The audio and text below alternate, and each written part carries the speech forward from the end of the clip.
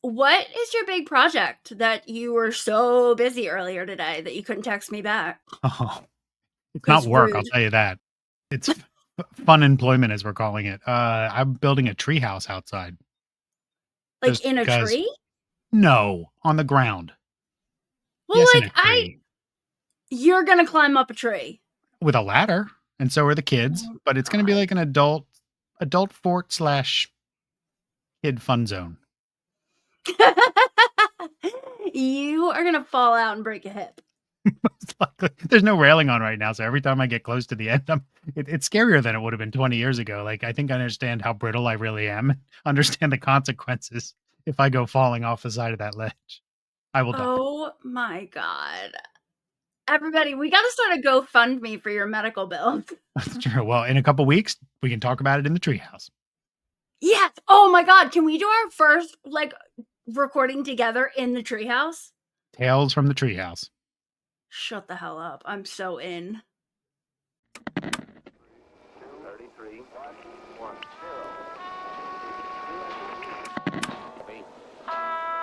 Main event of the evening. Wednesday and Hampton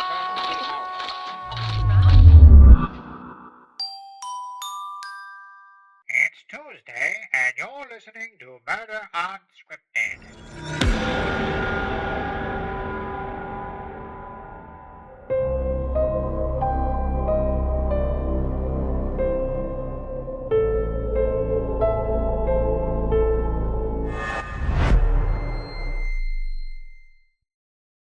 What is up, crime crew? Welcome to episode 51 of Murder Unscripted, the most immersive true crime podcast on the internet today. I'm your host, Ed Hydock, along with the peanut butter to my jelly, Melissa Spivey. Oh my god, that was the nicest thing you've ever said. It's mainly because you're gloopy and a weird tan color. And kinda chunky, I get it. Love you. If this is your first time joining us, I am a true crime producer of 23 years and counting, and Melissa is a true crime fanatic, probably for almost as long as I've been a producer. So we tell hour-long stories which are presented in monthly blocks or themes. And for this month, we're knee-deep in a block called Podcasters Killed the Radio Star. And in this block, we're diving into crimes against TV and radio personalities as we lead up to our guests this month. And if you caught that, I did say guests. And if you've been following along, you'll know we're running a little contest. And if you can guess the guests on our social media based on the clues that we're giving, you can send us an email, DM us, however you want to do it. We'll send you a pretty sweet sticker pack with our new batch of stickers. And Melissa, do you want to remind our listeners the clue you gave last week and possibly provide another clue? Absolutely, I do. So last week, I told you that these guests are not the worst, but they are the best. And if you didn't get it with that one, here's another hint. Our guests are double the fun. That's a pretty good clue. I'm so excited. I'm curious if anyone's going to guess. I think somebody I know, will. me too. So again, if you think you know the answer, be sure to comment, shoot us a message with the right answer, and we will get you some stickers. And that actual guest announcement will happen on next week's show. So stay tuned for that. And speaking of which, if you like what you're hearing, please be sure to rate, like, subscribe to Murder Unscripted. It really goes a long way to helping us continue to do what we do. Yes, please do that. It's super helpful, and we would forever appreciate you. It's true. So with that housekeeping out of the way, I have a super obscure tale to tell you today. And this is a case that I had found for the original Forensic Files in probably my second or third year there. So we're going way back to 2005. And this is a case that would eventually be called Garden of Evil. And I know it was season 10 of Forensic Files, and I want to say episode 31 based on the notes that I have. How did Forensic Files name their episodes? Like, was there a system, or was there like one person who picked all of the names? Did you get to name your own? Yeah, that was actually one of the coolest parts of writing pitches for Forensic Files, because we would kind of name our own episodes within reason, of course. They couldn't be too tongue in cheek. Like, you wanted to make them catchy and also relevant and like a really good play on words. But when we would submit a pitch, we would basically add 4 to 5 title suggestions kind of at the end. And eventually the executive producer would pick the final one. And that's how I got so good with these plays on words. Like, I've made a living out of creating puns and I don't know. My titles usually got picked more often than not. I feel like your puns are so like dad joke, but they also work. Like Garden of Evil, you'll see why that's the perfect title for this, but it's also like it's in the biblical sense. So enough of the chatter. So let's get into today's case, which focuses on the 1987 murder of beloved radio DJ Debbie Dicus. When you first said like you were going to cover this case, I could not stop calling her Diane Dicus. I think I'm getting her confused with Diane Newton King, who was also a Forensic Files episode, and she was a news anchor who was killed in her driveway. Actually, I think I might cover her for one of our MU minis. You should. That's a good case. I always see discus, like the thing you throw in track and field. When I see her named like Dicus, I always put a C in there. Discus. Oh, yeah, I could see that. Yeah. Totally. Well, she was in fact named Debbie Dicus, and her murder shocked the Virginia community where she lived, as well as the world of radio. So, in order to tell Debbie's story and set the stage, Melissa, would you mind firing up the old time machine and taking us back to Hampton, Virginia in 1987? Oh, I would so very much love to, and I will provide the sound effects because mine are way better than the Please ones do. you picked. Beep boop, beep boop, beep boop.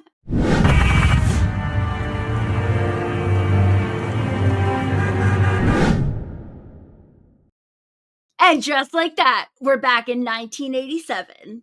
Wow. And I swear we already covered a case in 87, like prior to this episode, but We I did. cannot for the life of me remember which one. I was going through all of our episodes earlier and I could not figure it out. But I didn't want to just tell you like, you know, the best food and like the hot toy that year if I already did that. Okay. So I decided to like look up what was happening in 1987 in the world of true crime. And oh my God, 87 did not disappoint. Also, that's the year I was born, so it really did not disappoint. Oh, But well, not to disappoint everyone. Some of us. a couple people. Yeah, fair. All right, well, this is huge. So it was actually in 1987 that DNA evidence was first used in a U.S. criminal court. That's a fact. I actually knew that. Did you? Mhm. I didn't know it was 87. Well, I want to Yeah. tell you quickly about the case. So beginning in 1986, there was a serial rapist who was like terrorizing Orlando, Florida. And he had already attacked and sexually assaulted about 24 women. So then, isn't that wild? So It is. in February of 1987, the serial rapist monster, his name was Tommy Lee Andrews, he broke into the home of a woman named Karen Monroe, and Karen lived in this home with her 2 young daughters. And we find out later that actually he broke in through the window in the daughter's room, which is terrifying. Yeah, I'll say. But once he's in the house, Tommy Lee Andrews makes his way to Karen's room and he holds a knife to her throat as he proceeded to like viciously rape her. And the whole time he's like trying to choke and smother her. So then he steals Karen's purse and he flees the residence. Luckily, he obviously wasn't very bright because he kind of returned to the scene of the crime, like somewhere in the neighborhood. And he was being like a perv ball and peeking into people's windows. So somebody noticed him and called police. And this ultimately led to Andrews like leading the cops on a car chase, which only ended because his dumbass crashed the car. Like rule number 1 of a car chase, don't crash They it. always do. Well, when the case went to trial, the prosecutor presented a few different types of evidence, and one of the types was DNA. And they were able to compare the semen that he left in the victim to blood that they took from him. And thanks to that DNA, this monster was convicted of rape, burglary, and aggravated burglary. So that's where we went in our time machine today. We skipped the hottest toy and fad. Well, that's okay. No, that's very important because it'd be interesting to see if DNA was being used at the time in Hampton, Virginia, how it would have applied to this case. So as we get into it, you'll kind of see some spots where it might have helped out. All right. Well, I'm excited. I don't know this case. I like purposely didn't watch or look it up or anything. So This is obscure. Yeah, this is a really kind of obscure one. And it's one that I can guarantee you won't see on any of the newer crime shows because they're an hour long. So unless something comes out like this, barely filled 22 minutes when you take commercials out. And so it makes sense why you haven't seen it all over some of the bigger ones. That was the luxury Yeah. of Forensic Files, though, 30 minutes. So we'll start off this case by telling you a little bit about our victim today. And her name is Debbie Josephine Dicus. And she was born on October 23rd, 1955, to parents Mark and Jean. She grew up with two sisters in rural Chapel Hill, North Carolina. Her older sister's name is also Jean or Jeannie. It's spelled differently. It's like Jean with two E's on the end. So it could be Jean, or it's with two N's, sorry. So it could be Jeannie. Yeah. And I was not able to find her other sister's name. And not much is really known about Debbie's childhood, but what we do know was that she was, quote, an earthy country girl through and through. And that's mainly because where she grew up in North Carolina was super rural. And that's something that Debbie kept with her as she got older. Colleagues would often say, quote, she was great, pretty laid back, real natural type of gal. You know, not really a slave to fashion and stuff like that. She wore jeans and a t-shirt and looked good in them too. Aw, I love that she never lost her country girl roots. She did not. Yeah, she kept that with her even when she rose to kind of local celebrity status, which we'll talk about in a second. And that was definitely Debbie, like a country girl. And one of the things that we do know about her that she loved to garden. She loved working with her hands. And tending to her garden was literally Debbie's favorite hobby, especially tomatoes. Aw.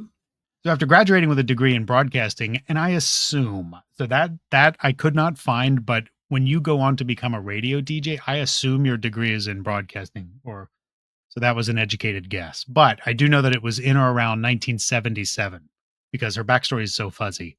And at the time, Yeah. she was 20-year-old Debbie would land at WTAR AM, which was a Norfolk, Virginia talk radio station. Dick Lamb, who was the managing editor at the station where Debbie ended up working at the time she was killed, also worked with Debbie at WTAR.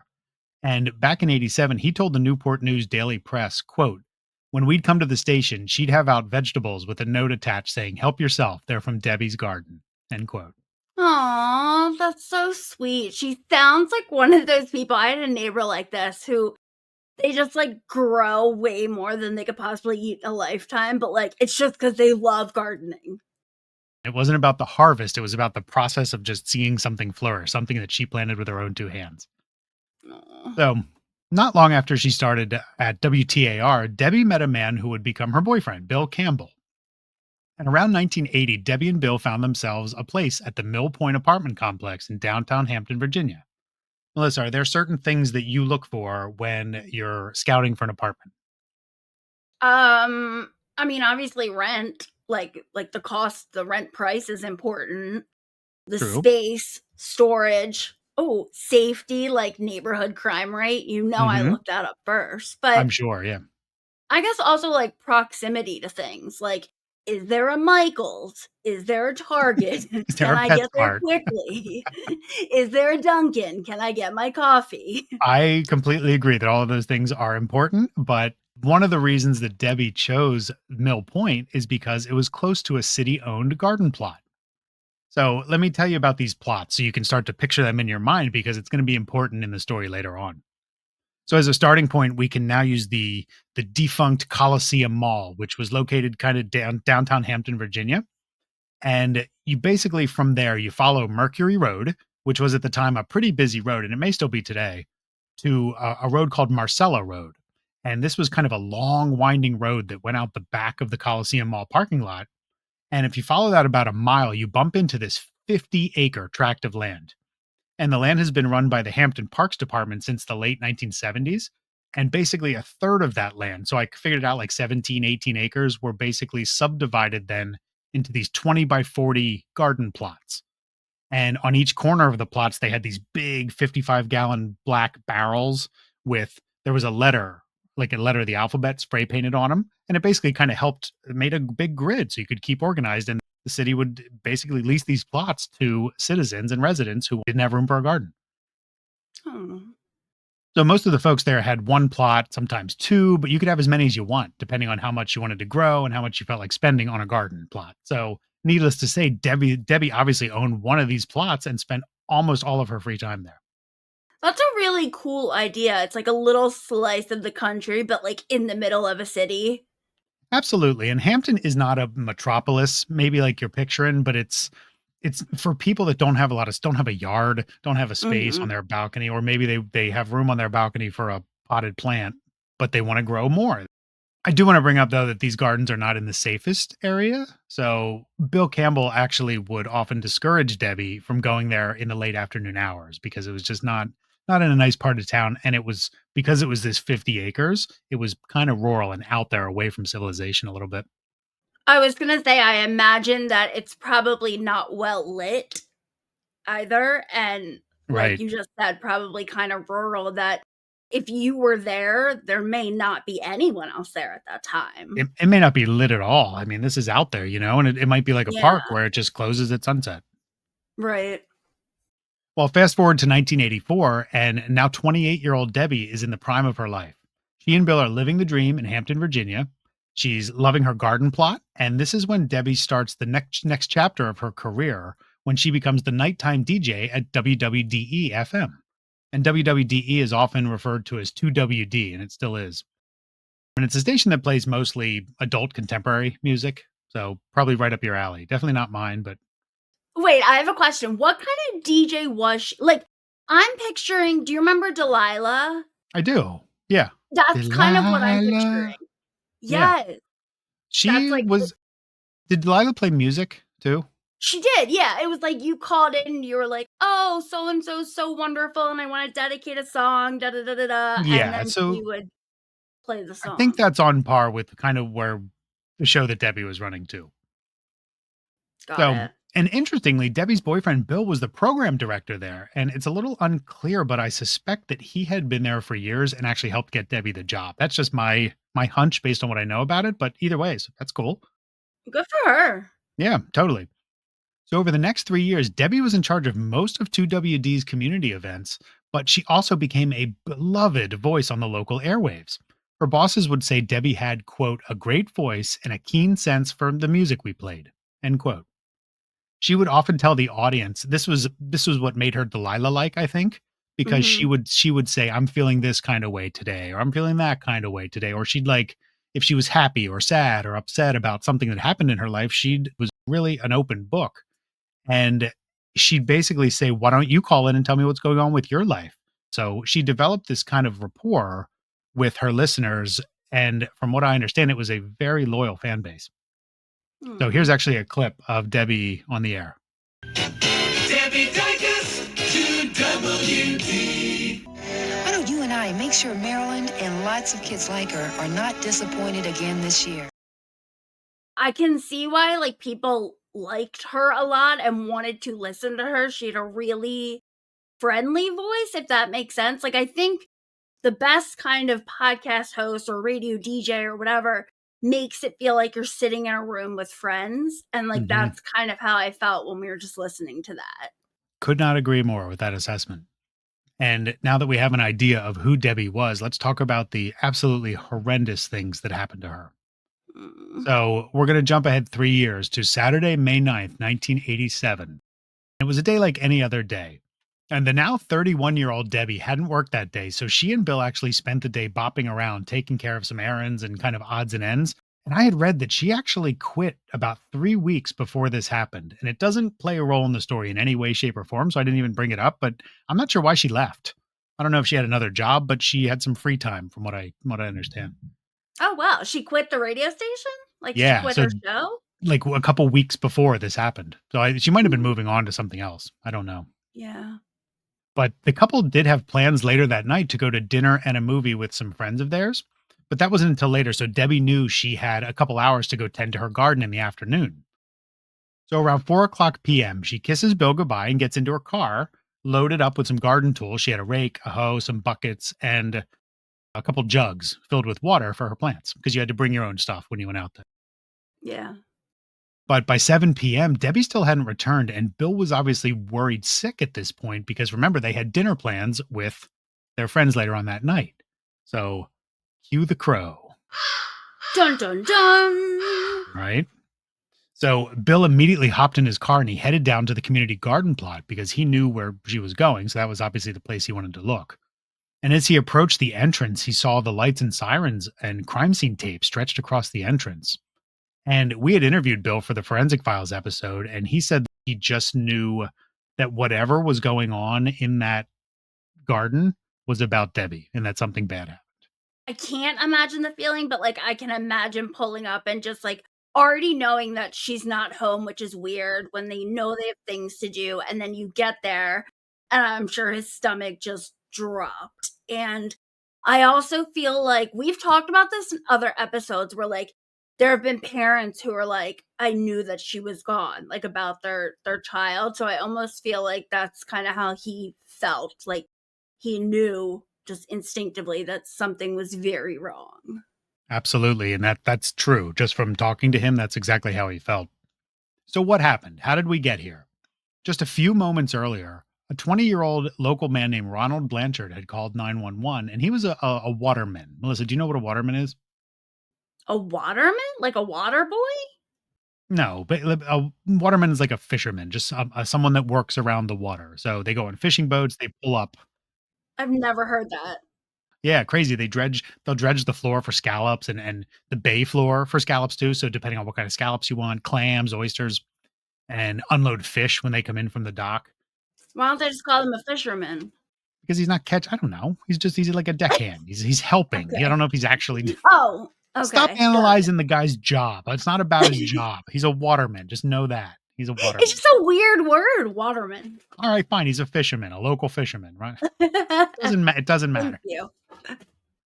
So Ronald Blanchard and his wife Debbie, not to be confused with Debbie Dicus, so I will try to call her Debbie Blanchard, or at least differentiate between the two. They lived on the grounds of the Beacon Baptist Church, which was located about a quarter-mile away from the city garden plots. So basically, it was walking distance.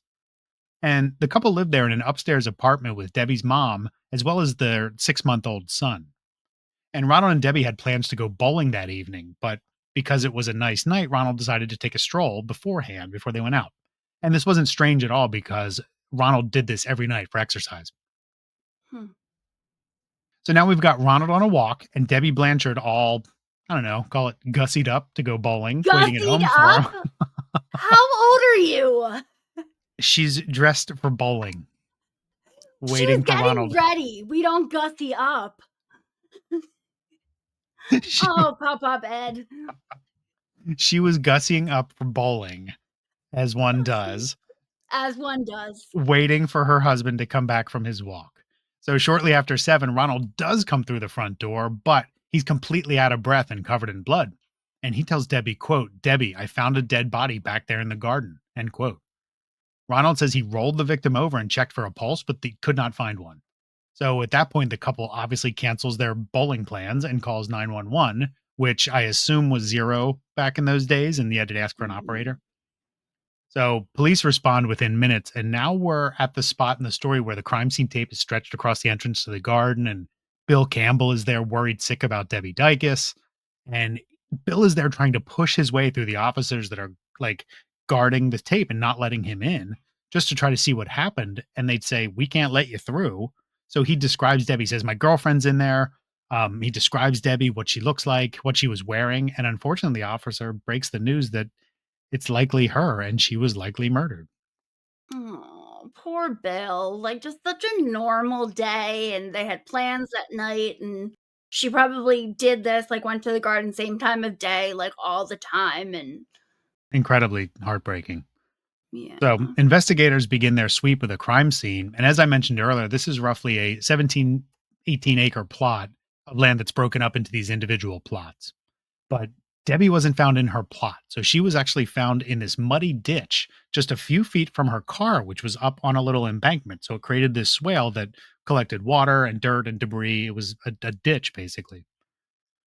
And one of the first investigators on the scene is J.D. Spencer of the Hampton Police. And we had interviewed J.D. and another retired detective, Glenelle Fullman, for the Forensic Files episode. And both had amazingly good recollections for, this was going back to 2005. So, I mean, that was 18 years at that point, but that was still, they had a really good recall about what happened.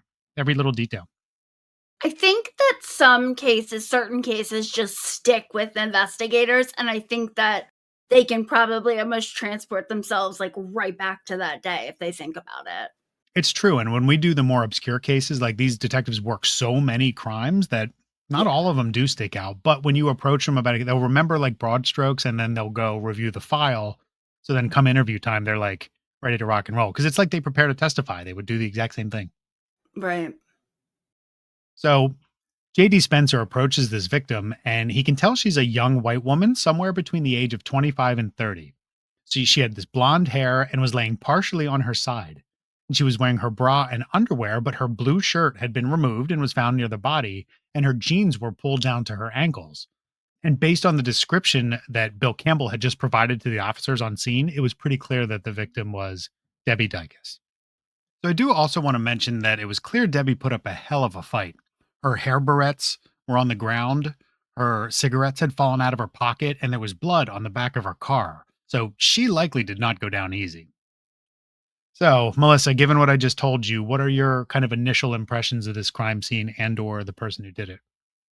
Well, I feel like immediately when you see a body laying like that, like especially a woman with clothes on or her pants down at her ankles, you have to assume it was some sort of sexual assault or would be sexual assault, and that led to the murder. But I do think it's weird that it's kind of out in the middle of nowhere. So this to me is almost more like a random or opportunistic kind of crime. We shall see. I know the answer. I would hope you do.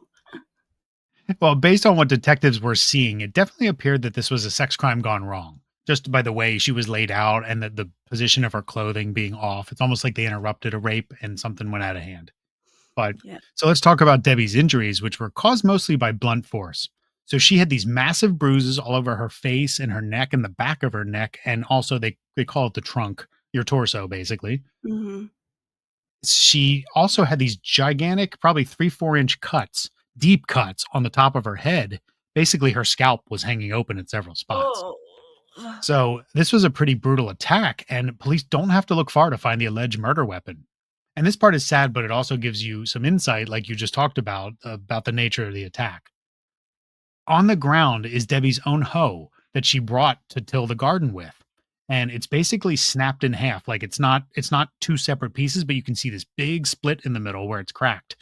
And there's skin and blood and mud on the blade end, which would eventually come back to match Debbie's hair. So I feel like that is opportunistic, because if the person killed her, they obviously didn't come with their own weapon if they used what she had brought, right?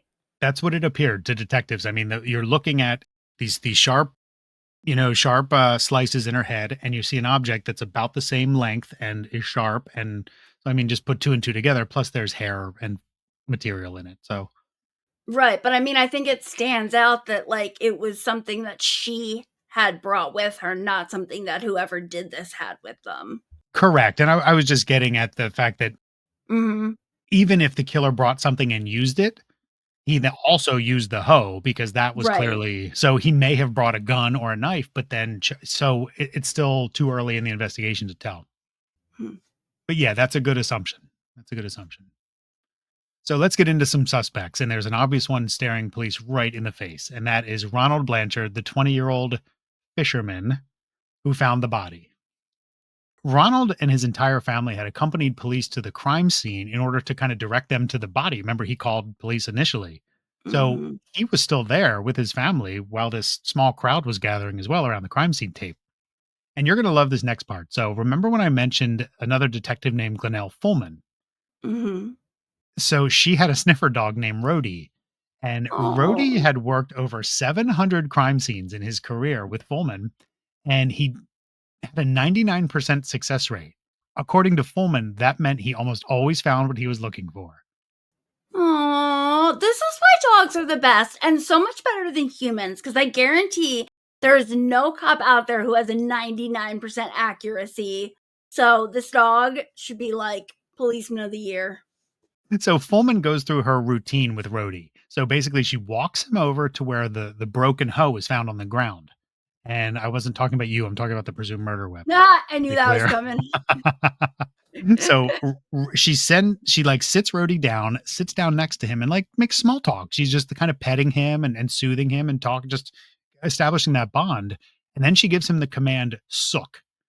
And so Rody begins sooking, and he makes his way. He's like looking to see where this trail goes from the hoe to wherever.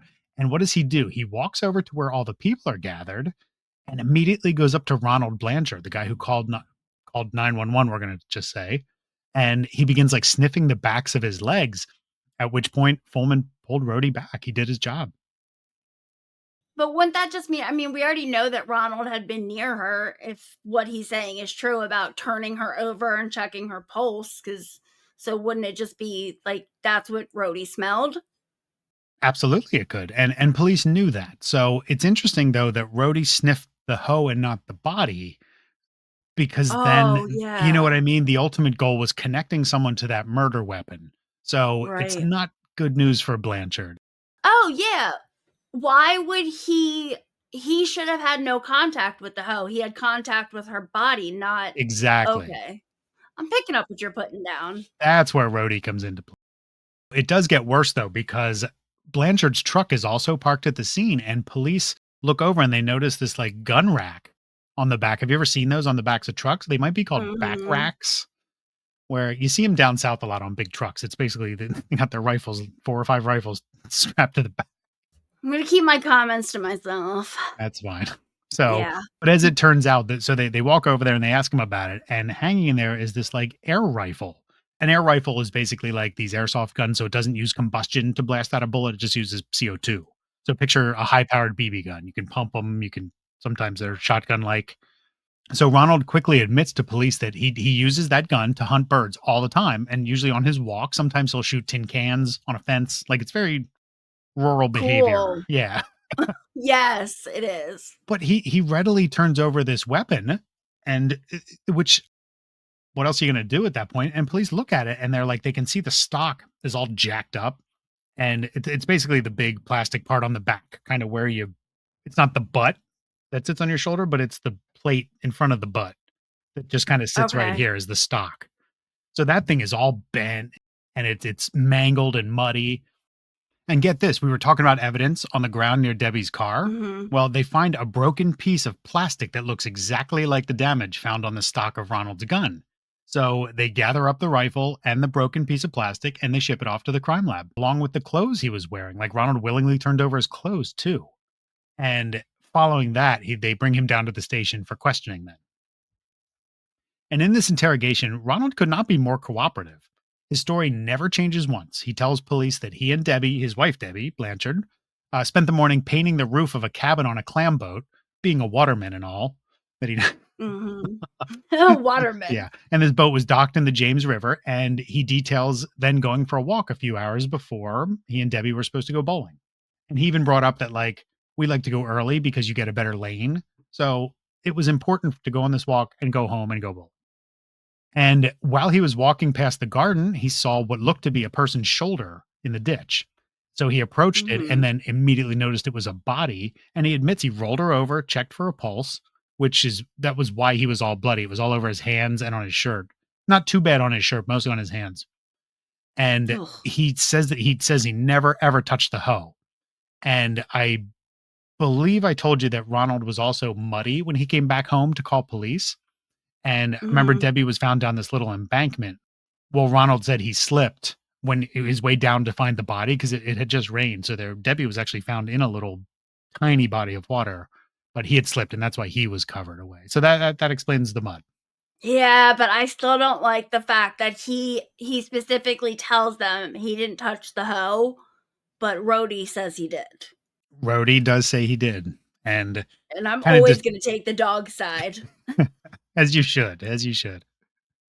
So, despite all of the evidence that initially seems to point to Ronald, police really don't have much because all of that evidence they have is kind of dependent on what the crime lab has to say. So, Ronald is obviously free to go as police explore other suspects. And one person they need to account for is Debbie Dicus's boyfriend, Bill Campbell. Well, yeah, I mean, we always talk about, like, the police starting with a significant other. That's always the first person they go to, and he obviously knew Debbie was gonna be at the garden that night, and he probably was familiar with it enough to know, like, it's usually not that busy when she goes at this time. Maybe he followed her. It's true, and it's something that police needed to rule out, especially because remember, Bill Campbell had showed up at the crime scene before police were even remember they were already there, and he just shows up like, "What's going on here?" So, Right.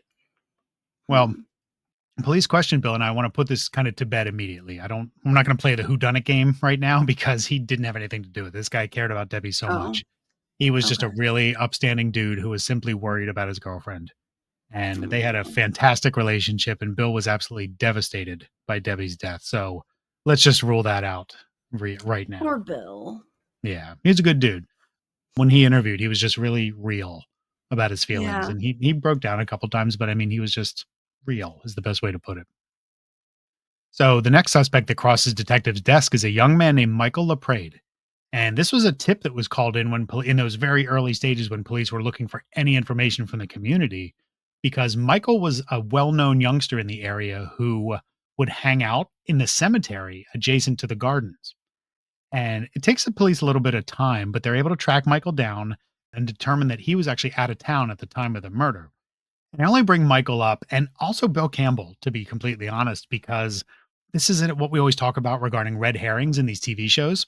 Police didn't Hmm. suspect for a second that either one of these guys had anything to do with this crime, but because their names appeared in the case file and they were people that it was more of like crossing your T's and dotting your I's rather than a full on investigation. They were just making sure these guys were, out of the picture. But the creative team is tasked with how do we turn this story into like a mystery on television. So like we're plucking these little names out, trying to like stretch it out. And I think the whole section about Michael LaPrade in the Forensic Files episode is like 45 seconds.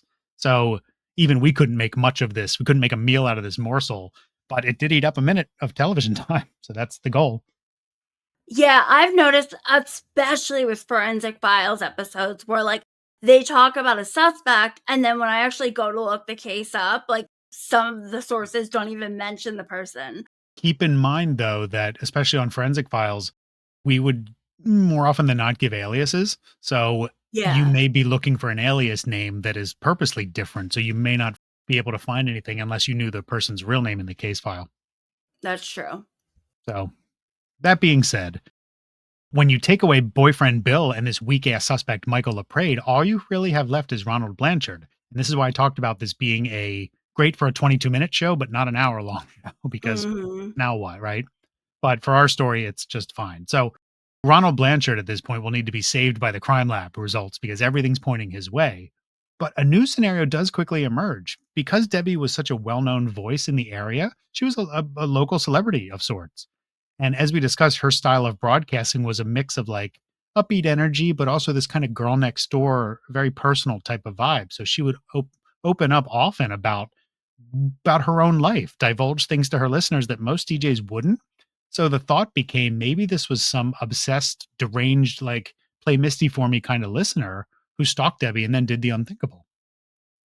I mean, that for sure happens. How many celebrities like have been murdered by an obsessed stalker? Especially when someone talks about their personal life, fans think they genuinely know the person. Well, I will tell you that Bill Campbell and Debbie, because they'd been in radio together for so long, they would often like talk after they got home from work about some of the wacky calls they'd receive. And Mhm. while no one in particular stuck out as like a particularly weird listener or caller, it was something that they both had to deal with as DJs.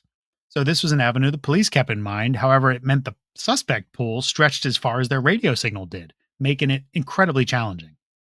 So the next day, an autopsy is performed on Debbie's body. And remember, based on how she was found, investigators suspected a sexual motive. There is not a single trace of semen or any trauma to Debbie's genitals. And I'm wondering, does that change your opinion, Melissa, about what might have motivated this crime? I mean, honestly, sometimes there's not a reason though. Like, I feel like I've stopped trying to figure out why people have done this or like what motivated them. I think that a lot of times there isn't a reason or people can't tell you why they did it because they don't know. So, regarding Debbie's autopsy, the cause of death was especially strange to me. It was listed as mechanical strangulation and near drowning following blows to the head, back of neck, and trunk. And I kind of told you that it was this like small stream or puddle of water flowing in the ditch where Debbie was found. So the thought was that it was a combination of things. The blows with the hoe, strangling with what I believe was the hoe, which is what caused it to crack.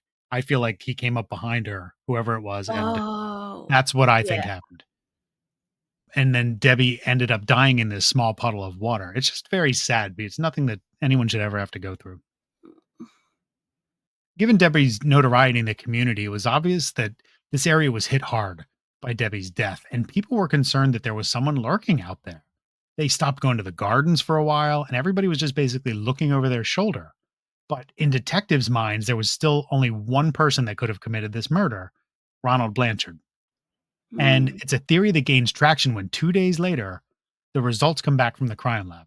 And you're going to, these are interesting. You're going to be kind of blown away by these. So let's start with the BB gun. Not only was the stock damaged in the back, the barrel was completely bent and just caked with mud inside and around it. And the bolt action, do you know what a bolt action is? It's like when you load it and you go, it's like a barrel on the side, like a little. I know nothing about guns. Okay, well, if you saw it, you'd know it. It's basically a little handle that you load the gun and it loads it into the chamber. So, like where you pull it down and kind of thing. That's a shotgun, but a bolt is. I'll show you a picture. I'll put one up. So, but that basically it had been deactivated, meaning it had been crushed and basically broken off. It was snapped off completely. And in that bolt area, there were 2 hairs. And these hairs were tested microscopically to Debbie's.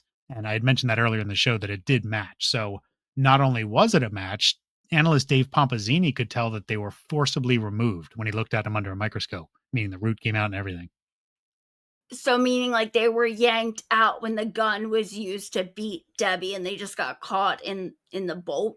It's like someone was swinging it like a bat. Almost if you held it by the muzzle and used it as a weapon, you flip it around. And so it's obviously not good news for Ronald, who was somebody who claimed he simply rolled Debbie over to check her pulse. Yeah. And this will probably come as no surprise, but the hairs found on the muddy blade end of the hoe also matched Debbie. So it does confirm that both the BB gun and the hoe were used to beat Debbie to death. And the fact that Ronald confirmed it was his gun. And the fact that he found the body and the fact that Rody was like, this guy did it. Yep. There's a lot, that Ronald needs to be worried about. Does he have priors? Are you going to tell us? Like, he did not have any priors. No, he was actually like a family man. He was living in a church with his wife and 6-month-old son and mother-in-law. So I don't know. Maybe at the end of the story, you can kind of make your own, was he even guilty deduction? I don't know. So some of the other things that analysts looked at were Ronald's clothes, which remember he had turned over that day. And technicians did confirm that the blood found on him was Debbie's. Again, no surprise because he admitted touching her. But there were some stains on his clothing that didn't seem to like jibe with his story. There were these faint contact transfers, they're basically smudges, right? That totally could have happened. That aligns with Ronald's story that maybe he got a smudge on him as he flipped her over. But there's also these very small circular stains that gave analysts pause. And they're often called impact spatter.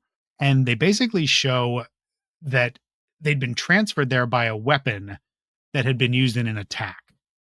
Okay. So the lab ships this clothing off to Norm Tiller, who is a world-renowned blood spatter expert in Richmond, Virginia.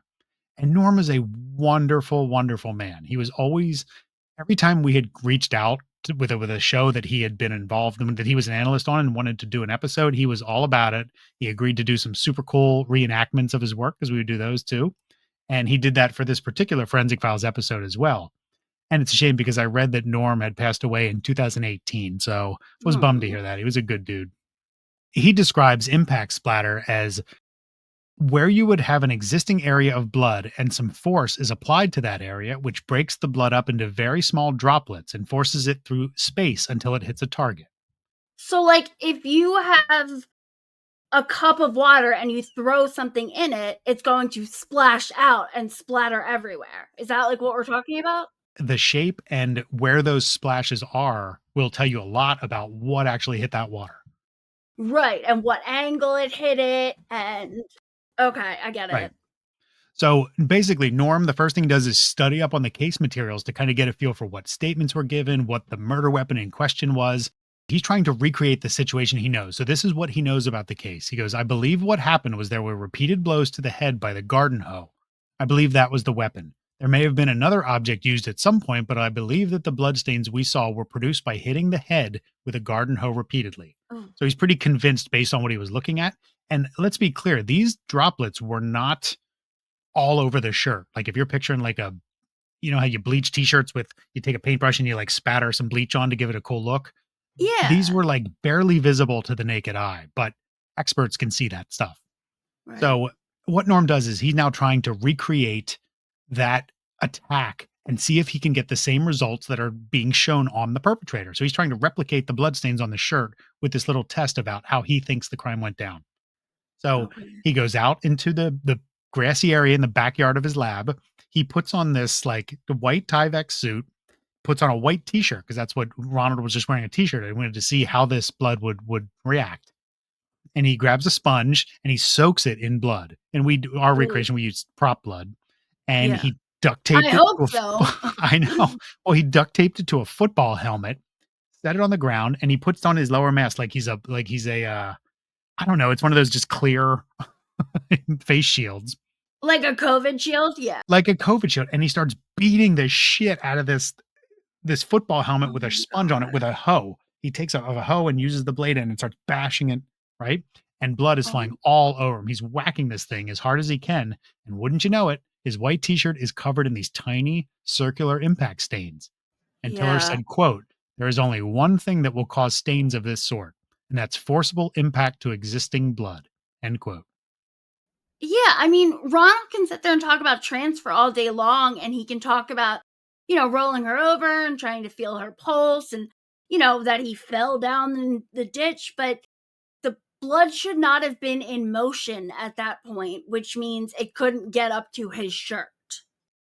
Well, needless to say, immediately following Tiller's report, Ronald Blanchard was arrested and charged with Debbie Dicus's murder. He maintained his innocence, but he was held on a $100,000 bond. And honestly, the community was kind of shocked, especially the congregation at the Beacon Baptist Church, where Ronald and his family, like, they were members there as well. That's also where they lived.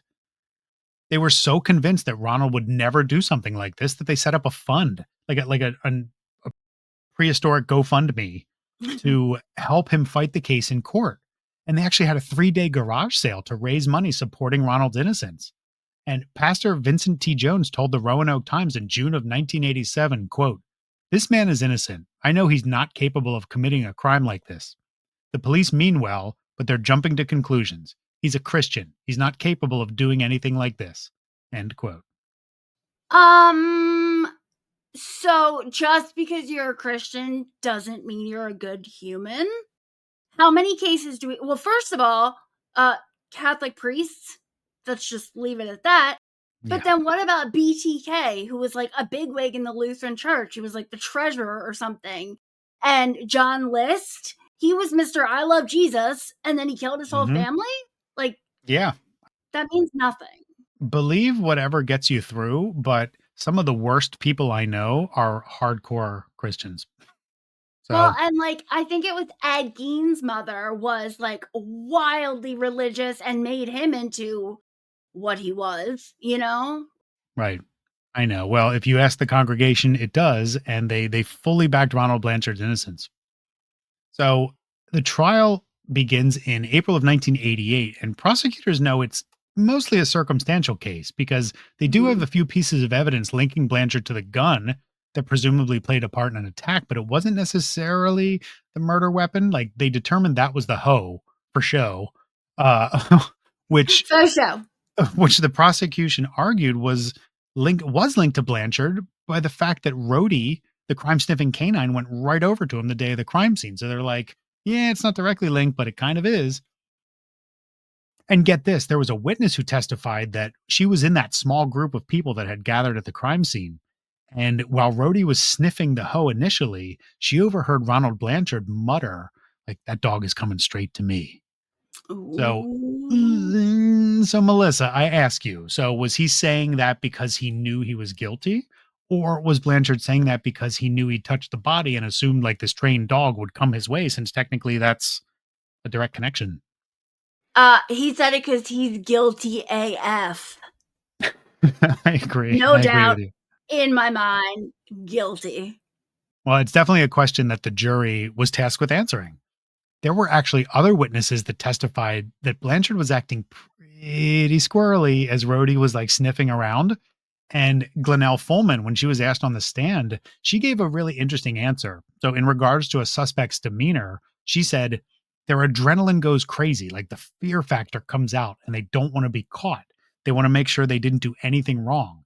Gets them all excited and puts more scent out from the body, which means better tracking. So, basically, Glenelle is saying dogs can smell fear.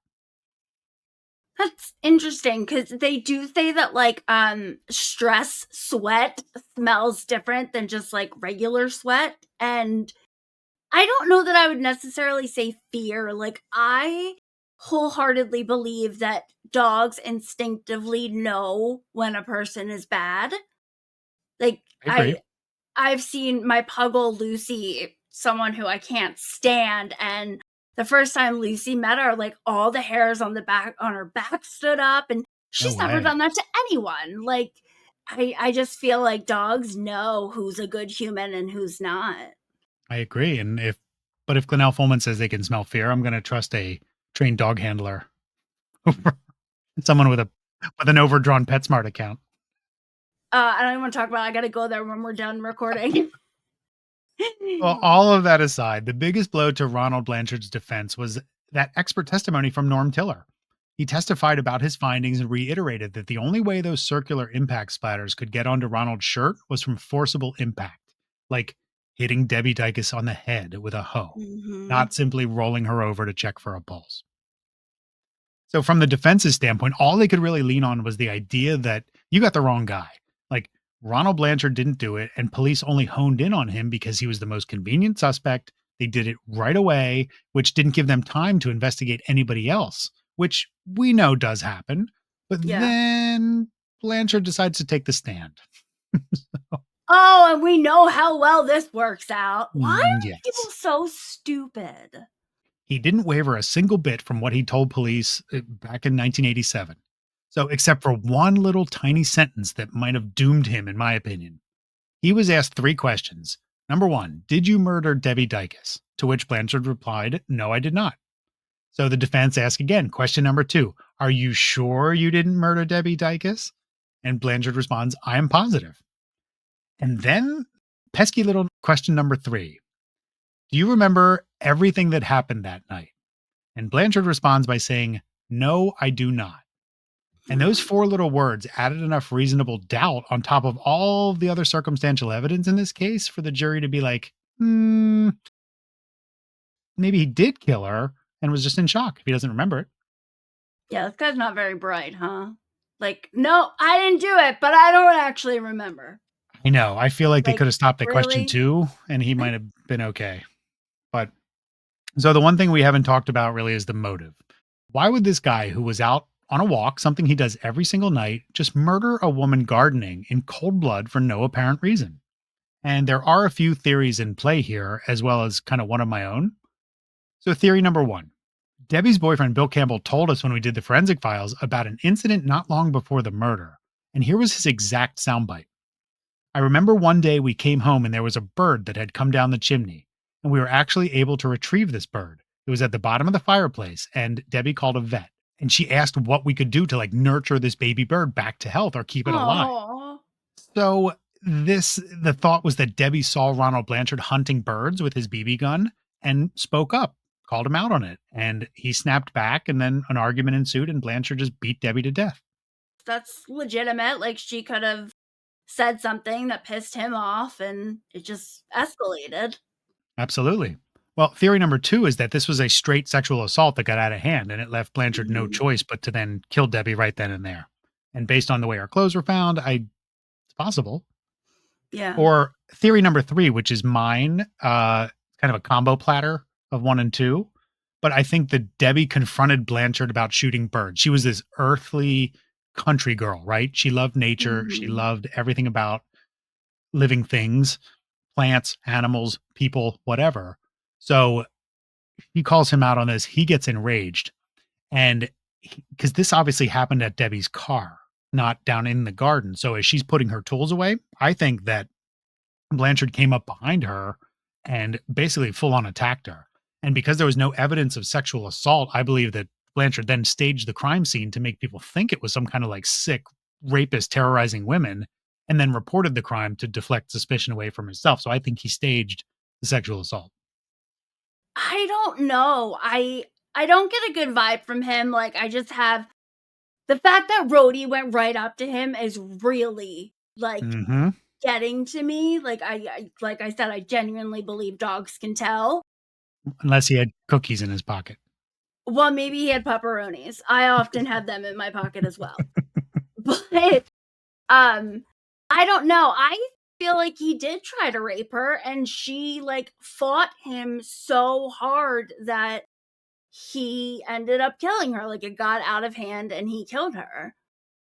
Well, whatever the case, the jury deliberated for just 3 hours before finding Ronald Blanchard guilty of first-degree murder, abduction, attempted sexual assault, and possession of a firearm. And he was double LWOP, sentenced to 2 life terms. And as of this recording, May of 2025, he's now 58 years old and still incarcerated at Beaumont Correctional Facility in Virginia. So get this. This is pretty cool. So on Forensic Files, we would always reach out to the perpetrator via letter to ask if they want to interview for the show, or at the very least provide, I guess, some insight on the investigation, their feelings. And I obviously wrote Ronald a letter, and here it is. I printed out a copy. I'm hiding the letterhead. So it's super simple, maybe 5-6 sentences, just explaining what we're looking for. And we mail it off. And months later, Ronald responds. And I was kind of blown away because we didn't get many responses. So I open up his letter, and it's Ronald basically denying my request for an interview, but at the same time beating around the bush that he might have had something to do with Debbie's death.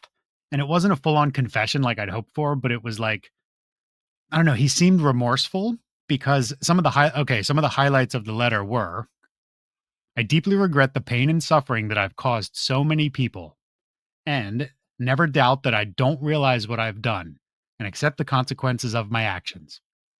So anyway, that's pretty cool. I don't think the fact that he doesn't have a reason or never gave one, like, I don't think that's weird. I think we see that a lot, and I think sometimes there is no reason. I mean, maybe he just thought he could get away with it. He was in this rural area, figured there was no one around.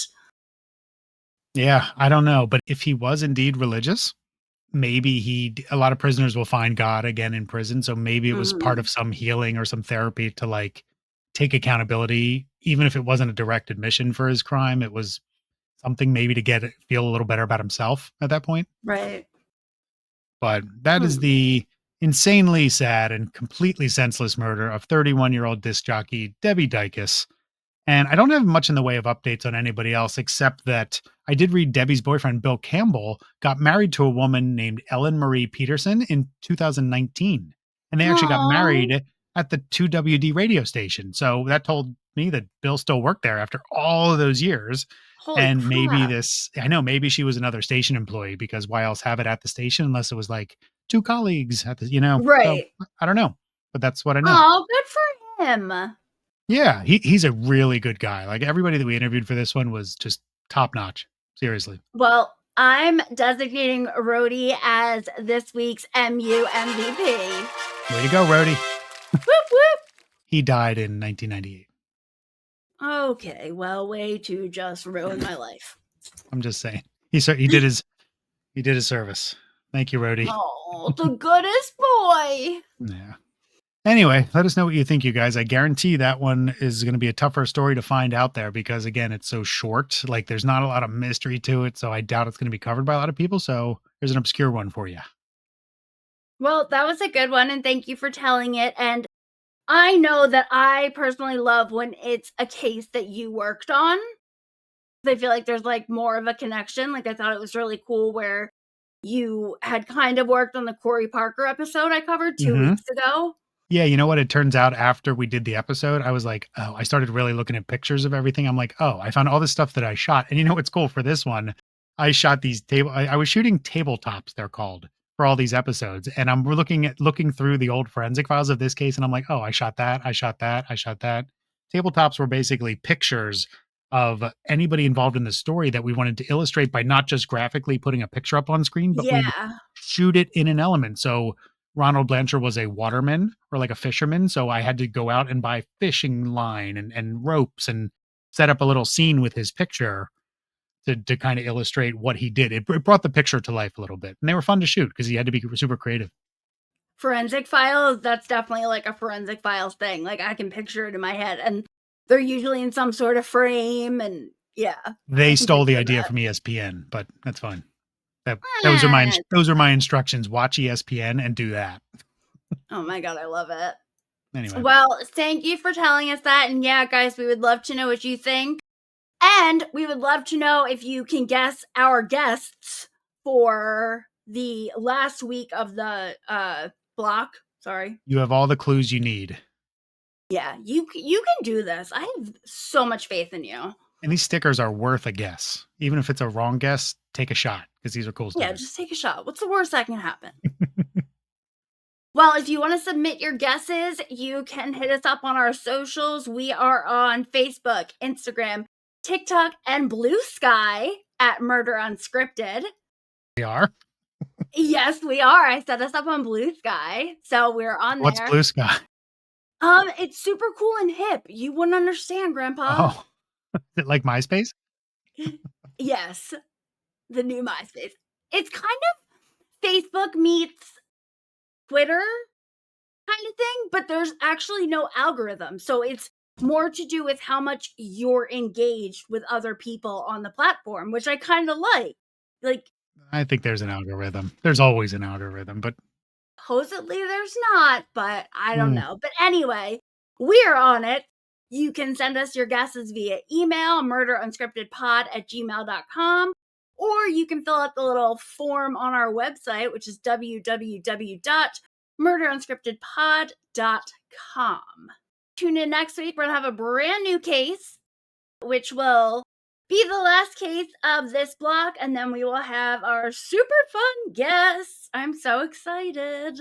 Can't wait. But I think that's all we got for you. So we will see you next week. And until then, be safe, be kind, and remember, perverts don't wear signs that say they're perverts. They do shoot birds with BB guns and lurk around gardens, though. I was going to say they might have blood splatter on their shirt. It's true. See ya. Bye.